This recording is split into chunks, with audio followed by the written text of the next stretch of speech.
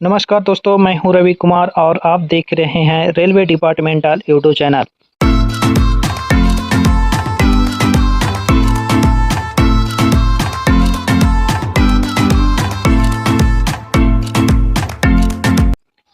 आज के वीडियो में हम लोग देखेंगे ऑपरेटिंग डिपार्टमेंट के महत्वपूर्ण प्रश्न, जो एग्ज़ाम के लिए बहुत ही महत्वपूर्ण प्रश्न है, जो एग्ज़ाम में बार बार पूछे जाते हैं।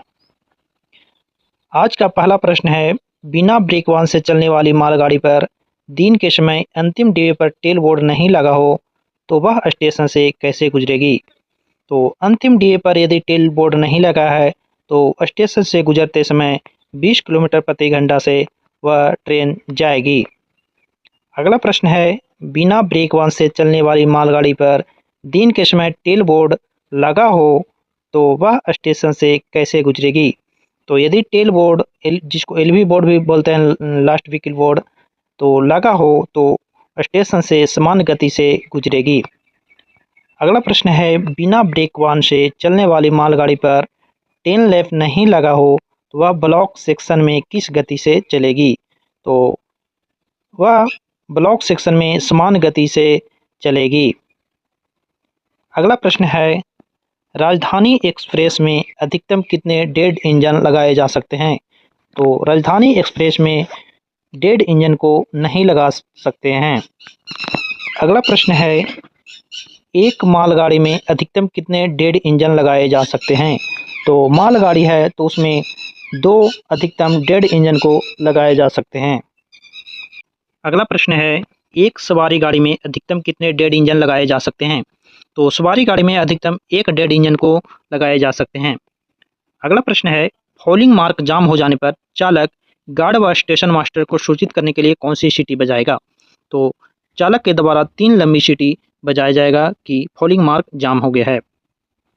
अगला प्रश्न है, पीछे का फॉलिंग मार्क जाम हो जाने पर गार्ड द्वारा गाड़ी को आगे बढ़ाने हेतु दिन के समय लोको पायलट को कैसा हाथ संकेत बताएगा।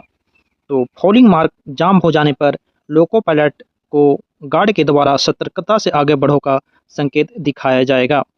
फॉलिंग मार्क जाम हो जाने का अर्थ हुआ कि फॉलिंग मार्क गाड़ी क्लियर नहीं कर पा रहा है। अगला प्रश्न है, नन इंटरलॉक स्टेशन की मेन लाइन से रनिंग थ्रू गुजरने वाली गाड़ी की गति स्टेशन में प्रवेश के समय कितनी होगी।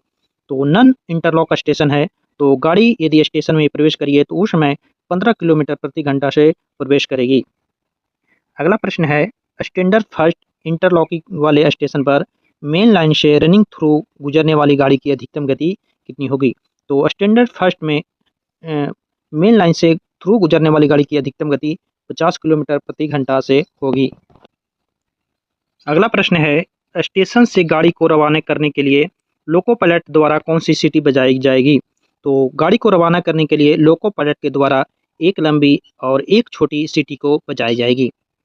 अगला प्रश्न है, ब्लॉक सेक्शन से पुश बैक होकर पिछले स्टेशन की ओर आने वाली गाड़ी को स्टेशन पर लेने के लिए कौन सा प्राधिकार पत्र दिया जाएगा।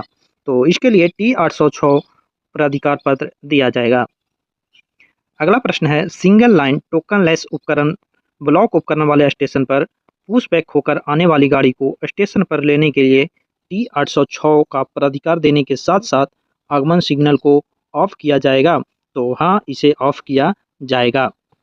अगला प्रश्न है, कोई गाड़ी स्टार्टर सिग्नल से आगे बढ़ाकर खड़ी की गई हो तो उसे वहीं से चलाने के लिए लोको पायलट को कौन सा प्राधिकार दिया जाएगा। तो उसके लिए लिखित मेमो दिया जाएगा। अगला प्रश्न है, ऐसे स्टेशन जहां एक से अधिक गेज हों वहां पेपर प्राधिकार जारी करते समय स्टेशन मास्टर द्वारा क्या सावधानी रखी जाएगी। तो स्टेशन मास्टर के द्वारा सावधानी रखी जाएगी कि स्टेशन के साथ गेज का सील भी लगाया जाएगा।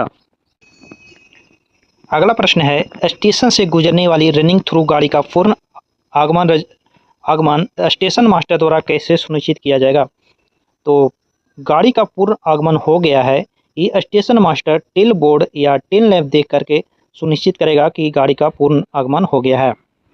अगला प्रश्न है, अवरुद्ध लाइन पर गाड़ी लेने के लिए चालक को कौन सा प्राधिकार दिया जाता है। तो चालक को T509 प्राधिकार पत्र दिया जाता है। अगला प्रश्न है, अवरुद्ध लाइन पर गाड़ी लेने के लिए प्रथम रोक सिग्नल पर चालक को T509 का प्राधिकार पत्र मिलने के बाद वहाँ से आगे उसे गाड़ी कहाँ रोकनी है। तो वहाँ से चल करके आगे जिस लाइन पर लिया जा रहा है उसके फेसिंग पॉइंट पर गाड़ी को रोका जाएगा। अगला प्रश्न है, अवरुद्ध लाइन पर गाड़ी लेने के लिए यदि प्रथम रोक सिग्नल पर कॉलिंग ऑन सिग्नल लगा हो तो उसे ऑफ किया जा सकता है। तो हाँ, यदि प्रथम रोक सिग्नल के नीचे कॉलिंग ऑन लगा है तो उसे ऑफ करके रिसीव किया जा सकता है। अगला प्रश्न है, बिना सिग्नल वाली लाइन पर गाड़ी लेने के लिए लोको पायलट को कौन से प्राधिकार पत्र पर पायलट किया जाएगा। तो बिना सिग्नल वाली लाइन पर गाड़ी को लेने के लिए लोको पायलट को T510 प्राधिकार पत्र दिया जाएगा और बिना सिग्नल वाली लाइन से गाड़ी को भेजने के लिए T511 प्राधिकार पत्र दिया जाएगा। अगला प्रश्न है, जहां प्रथम रोक सिग्नल के नीचे कॉलिंग ऑन सिग्नल लगा हो वहां बिना सिग्नल वाली लाइन पर गाड़ी लेने के लिए कॉलिंग ऑन सिग्नल को ऑफ किया जा सकता है। तो नहीं, वहां पर कॉलिंग ऑन सिग्नल को ऑफ नहीं किया जा सकता है जहां पर बिना सिग्नल वाली लाइन पर यदि गाड़ी को लिया जा रहा है। अगला प्रश्न है, अवरोधित लाइन पर गाड़ी लेते समय स्टेशन मास्टर अवरोध से कितनी दूरी पर खड़े रहकर हाथ संकेत दिखाएगा। तो 45 मीटर की दूरी पर खड़ा होकर के हाथ सिग्नल को दिखाएगा। अगला प्रश्न है, कॉमन स्टार्टर सिग्नल वाली लाइन से T512 के प्राधिकार पत्र पर गाड़ी को रवाना करते समय अंतिम पॉइंट तक गाड़ी को पायलट किया जाना आवश्यक है।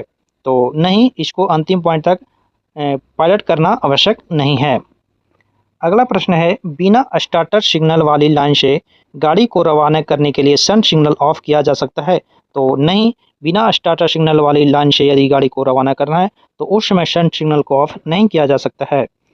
अगला प्रश्न है, डबल लाइन स्टेशन के यार्ड की बिना सिग्नल वाली लाइन से गाड़ी रवाना करने के लिए चालक को कौन सा प्राधिकार पत्र देकर पायलट किया जाएगा। तो लोको पायलट को उस समय T511 दिया जाएगा। अगला प्रश्न है, सवारी गाड़ी की शंटिंग करते समय इंजन को लोड पर जोड़ने से पूर्व लोड से कितना पहले खड़ा किया जाना चाहिए। तो 20 मीटर पहले खड़ा करना चाहिए। अगला प्रश्न है, जिस लाइन पर पहले से कोई सवारी गाड़ी खड़ी हो और इमरजेंसी में उसी लाइन पर कोई ऐसा इंजन रखना हो तो जिसका उस गाड़ी से कोई संबंध न हो तो वह लोड से कम कितनी दूरी पर रखा जाएगा। तो कम से कम 50 मीटर की दूरी पर उसे रखा जाएगा। अगला प्रश्न है, शंटिंग की अधिकतम गति कितनी होगी। तो शंटिंग की अधिकतम गति 15 किलोमीटर प्रति घंटा होगी। अगला प्रश्न है, शंटिंग के दौरान रात के समय बत्ती का लाल कांच टूट जाने पर शंटिंग कांच को कैसे रुकवाया जाएगा।